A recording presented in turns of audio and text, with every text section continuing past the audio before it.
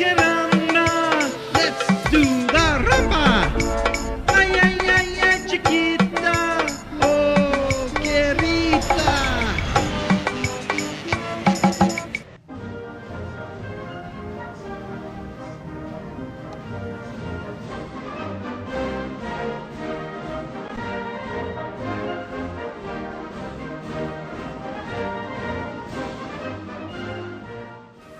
Hey there! Happy New Year 2010. I'm Fred Kuzyk. Welcome to Freddie K's studio. I was asked to put together a fireside chat and talk a little bit about the days that I did my 2 Air Reserve Wing website and about the memories I have of those days back when I was with 400 Squadron, and a little bit about what's been going on since and what's going to happen in the future. But before I get to all that, there's a few things I want to show you. Show and tell time. Now, some things you tend to hold on through all through the years. Here's a poster that some of you may recognize. I've had it since 1979. It's signed Rutherford at the bottom and the year 1979. It shows all the aircraft that we had in the inventory back then, during the years that I was in. Dakota, CF5, looks like the new Aurora, Herc, Voodoo, Cosmo, T-Bird, 707, Falcon, Chipmunk, Twin Otter,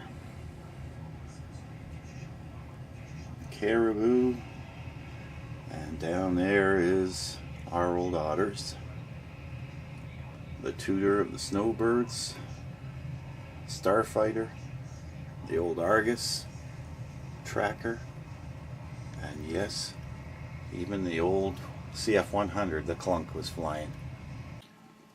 Now here's something else that has tagged along with me through all the years.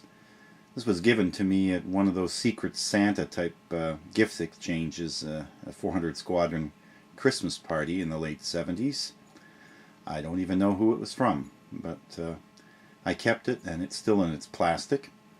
It's a model kit of an Otter, 1/72 scale, and the pictures show the configuration of a U.S. Army Otter. And if you read what it says on the side, it says the Otter is a rugged bush plane that has proved its worth since its first flight in 1951. A powerful STOL aircraft, it has proved its ability to take large loads into small remote airstrips of frozen lakes with ease. This hobbycraft kit allows you to build either a U.S. Army Otter engaged in Arctic resupply and survey, or a Canadian Armed Forces Reserve Otter with 411 Squadron based at CFB Downsview. Made in South Korea by Hobbycraft, 1/72 scale, and I imagine this would fetch maybe a pretty penny on eBay, but I think I'll keep it for a few more years. Wow, I can't believe that this summer will mark 30 years since that crazy summer of 1980 with the helo courses at Gagetown or Chatham and working at Gagetown and that cross-continental RV adventure. Time sure flies.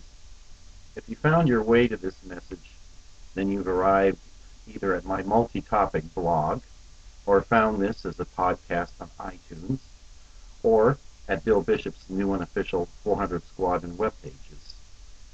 Bill had asked me to contribute a piece to this prop wash blog as a kind of swan song for my former tribute to the 2 Air Reserve Wing, Freddie K's unofficial website, which was online from 2001 until the fall of 2009. Bill was supportive of my site over the years, particularly with Squadron songs like 400 Squadron's a hell of a place. The organization's a bloody remember that one? disgrace. So it's only fitting that I help Bill's endeavor where I can. Writers do like to write, so I welcome this venue to make a contribution and to create again. I had run out of material on Squadron days, and with Yahoo closing down all the old free GeoCities websites, I thought that Downsview living in cyberspace would just fade away, like an old soldier or an airman. But now with Bill's project and his urging, I feel enthusiastic once again. I sent Bill a disk full of files related to my old site, so perhaps all the photos will be available again to a wider audience. I'm not planning to completely disappear into the woodwork, but plan to contribute when I can, when the spirit moves, or I come across something of interest. I just won't be the sole guardian and keeper of the 2 Air Reserve Wing on the internet. It would be nice to have a legacy that outlasts yourself. Bill has lots of great ideas to incorporate today's technology so that past members can have a forum for communication.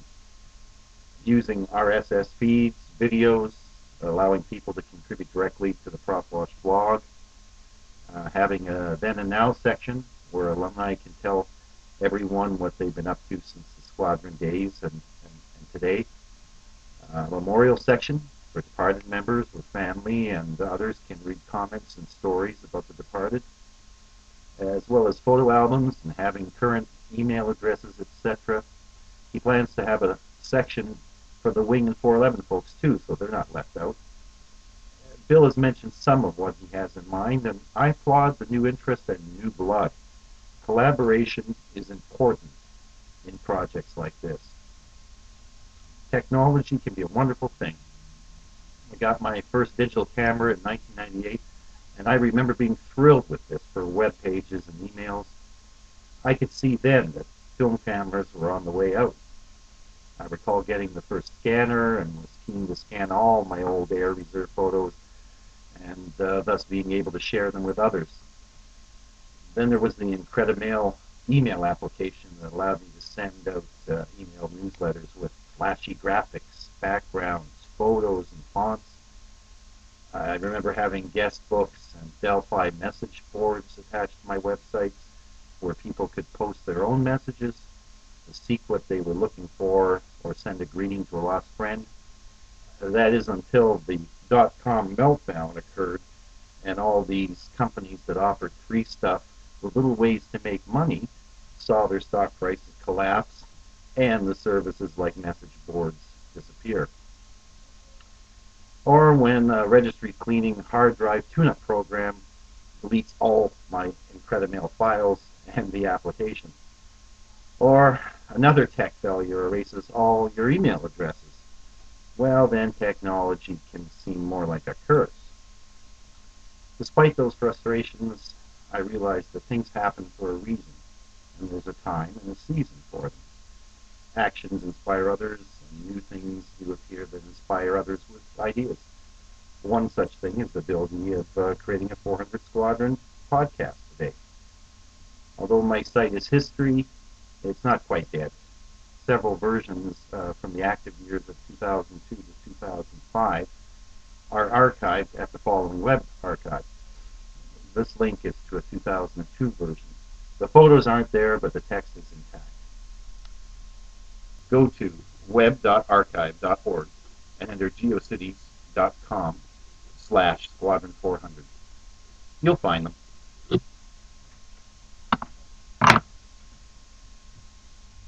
Most people, when they leave something in a bitter manner, usually I'll go back there. Well, I left 400 Squadron, and I was bitter. But in time, I look back on the experiences objectively. If things had all gone my way, I would have likely went Reg Force for 20 years, and I would have missed out on a lot. No, it wasn't meant to be my career, but I did learn from it. I learned that people are the same, and that people are also different. The people on base were a slice of society, so everything you could find in society in general was also there at CFD Toronto. The Air Reserve helped prepare me for the fire service in some ways. At the fire department, I learned that management values preference when it comes to people, and the Union values only seniority. Nobody values merit. So I learned at 400 Squadron that the organization valued patronage and nepotism. Merit also didn't seem to be valued, so it wasn't a shock to me later in the fire service. Looking back over the years that my Air Reserve pages were active, I'm pleased with a number of things. The U.S. Army Otter Caribou Association still has a link to my deceased site. The U.S. Army, of course, was the biggest customer for the Otter, and it was great getting emails from their members stating that they loved their old flying one-ton trucks, and for some of them, how these dependable planes got them out of some tough scrapes and spots in Vietnam. I was pleased to be able to refer members to others when they wish to reconnect. The squadron has a long history. Everyone relates to the period when they were there and to the people that they knew. Most were there for a time and moved on. My period was the Otter-Kiowa period of the late 70s, early 80s. For Bill Bishop, it was the golden era in the 1950s when the Sabres flew.